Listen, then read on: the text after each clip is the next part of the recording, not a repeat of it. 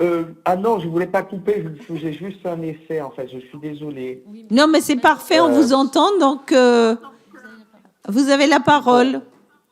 je ne sais pas comment j'ai fait, mais j'y suis arrivé, donc je suis désolé, il y aura un petit écho. Donc je m'excuse pour tous ces désagréments.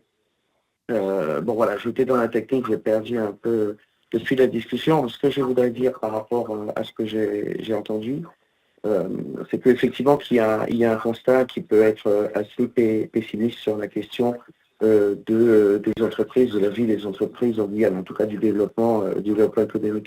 Cela étant, il y a donc effectivement on a un grand nombre d'entreprises défaillantes en 152 entreprises défaillantes dénombrées en fin d'année 2025.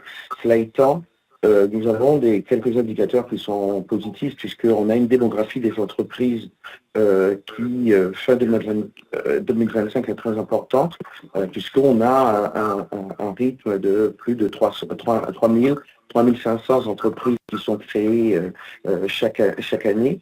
Évidemment, on a un tissu, comme dans le réseau d'outre-mer, beaucoup de micro-entreprises dans tous les secteurs, dans tous les secteurs d'activité. En fait, je suis, moi, directeur général de Guyane Développement et Innovation et nous faisons surtout de l'accompagnement des entreprises dans les secteurs innovants, que ce soit la chimie du végétal, l'alimentation saine et durable, les usages numériques et les éco-constructions. Nous constatons là aussi dans ces entreprises innovantes une démographie des entreprises assez forte.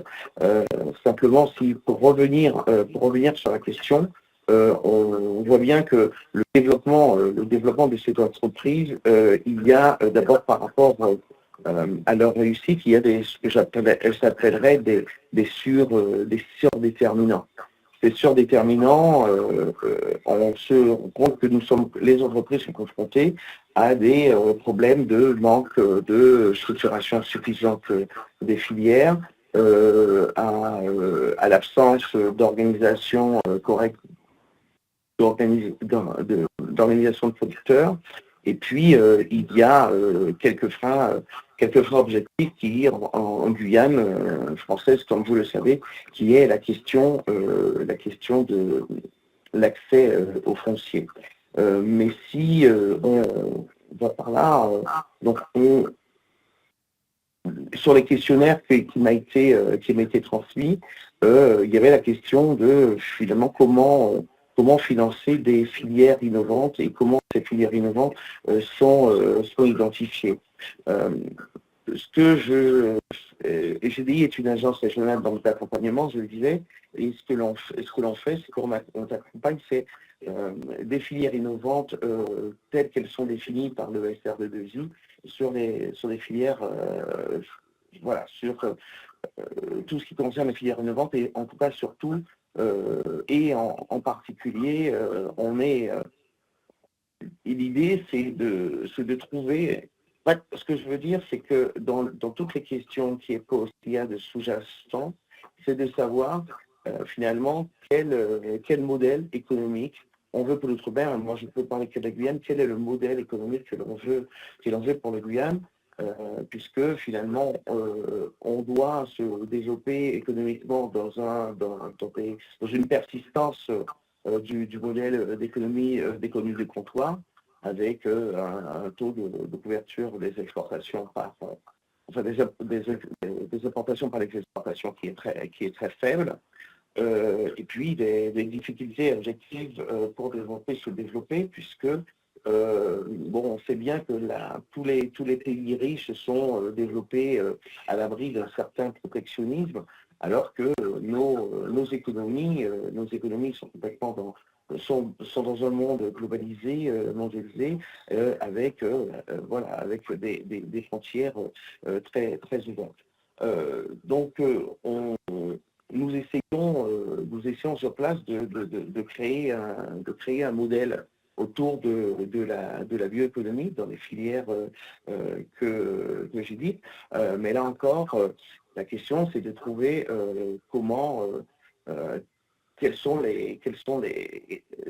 c'est quoi les éléments de compétitivité des entreprises. Si je prends l'exemple de la chimie végétale, de la valorisation des bioressources naturelles amazoniennes, il y a des entreprises qui ont fait ce choix depuis quelques années. Il y a même eu des entreprises qui ont été financées par France Relance, mais on se rend compte que ces entreprises sont directement concurrencées avec un certain niveau de distorsion de concurrence compte tenu des coûts du travail qui seront des coûts du travail différentiels entre la France et le nord du Brésil, par exemple. Mais on est fortement mis en concurrence avec la valorisation des produits bio-amazoniens. Je parle en particulier de la saillie. Cette concurrence, cette distorsion de concurrence peut venir de l'Hexagone ou bien même de l'Europe elle-même, puisque il y a évidemment des relations commerciales et des relations d'affaires entre la France et le Brésil et l'Europe et le Brésil qui échappent à la Guyane, et on peut voir des startups ou des entreprises françaises s'installer directement dans le nord du Brésil, notamment dans le Pará, pour exploiter des bioressources amazoniennes qui ont été identifiées, par le territoire guyanais. Donc il y a une question c'est comment il y a aussi un déterminant, c'est comment la Guyane s'intègre dans son économie régionale. Et moi, il me semble, en tout cas, il y a un travail qui est fait en ce moment, que je fais en ce moment à GDI, c'est de créer un réseau d'incubateurs et d'accélérateurs panamazoniens qui intègre la Guyane, le Suriname et les Guyanas, parce que la question, c'est de savoir quels sont dans la bioéconomie, puisque si c'est ça l'avenir de notre économie, de la bioéconomie, quelles sont les propositions de valeur, comment les chaînes de valeur se constituent et comment on peut s'insérer comment on peut s'insérer dans ces chaînes de valeur pour assurer la compétitivité des entreprises, sachant que nous avons un environnement qui change, qui se transforme extrêmement vite, bien plus vite que celui de la Guyane, puisque vous savez que le Guyana va devenir le 4e producteur mondial de pétrole en 2030-2035. Le Suriname exploite également du pétrole dans les quelques années qui viennent. Et le Brésil, à l'est de la Guyane, se lance dans l'économie pétrolière. Donc ce sera ça notre environnement géographique. Si je reviens sur les questions, je suis d'accord peut-être à ce qui a été dit sur le fait qu'évidemment, nous avons, les entreprises rencontrent des difficultés. Les entreprises ont des difficultés pour trouver des financements privés auprès des banques. Les investisseurs directs étrangers ne sont pas intéressés à venir en Guyane parce qu'ils se posent la question de l'attractivité du territoire guyanais. Et puis, il y a un investisseur direct étranger, finalement, il arrive sur un territoire à condition qu'il y ait des investisseurs locaux qui font confiance à l'économie. Donc par rapport aux difficultés, oui, il y a des difficultés en termes de besoins de trésorerie. Vous avez parlé des délais de paiement, que ce soit chez les privés et chez les publics. Il y a besoin en fonds propres, de constituer en fonds propres, et c'est souvent ce qui est un frein à l'accès à des emprunts privés. Et puis évidemment, j'en parlais, il y a la question des coûts de production, de la compétitivité de nos entreprises, et la question du coût du travail. Je pourrais transmettre une étude qui vaut ce qu'elle vaut que nous avons faite à GDI, qui montre très clairement que dans les différentes étapes de développement d'une entreprise, on voit bien que les dispositifs, les types de financement qui peuvent être disponibles en métropole ou dans l'Hexagone, on ne retrouve pas ces produits en Guyane. Alors, la plupart du temps, on a un besoin pour ce sont des fonds personnels et de ce qu'on appelle la love money qui viennent financer l'idéation et la création d'entreprises. Cela étant, assez vite, les entreprises se rencontrent à des difficultés de financement au moment de l'amorçage et du décollage, parce que là, il n'existe pas de solution, il n'y a qu'une solution de financement participatif, mais qui n'est pas tout à fait satisfaisant depuis quelques années, puisque l'entité ne dispose pas d'un agrément AMF. Mais en tout cas, nous n'avons pas un tissu de business angel qui s'intéresse à la Guyane, et il n'existe pas de dispositif de capital d'amorçage. C'est pareil ici, on voit sur la question du développement et de l'expansion, on a là encore une possibilité, mais qui n'est pas si réelle que ça, de financement participatif à travers Addis Guyane, mais en fait on se rend compte qu'il n'y a pas de solution de capital à risque.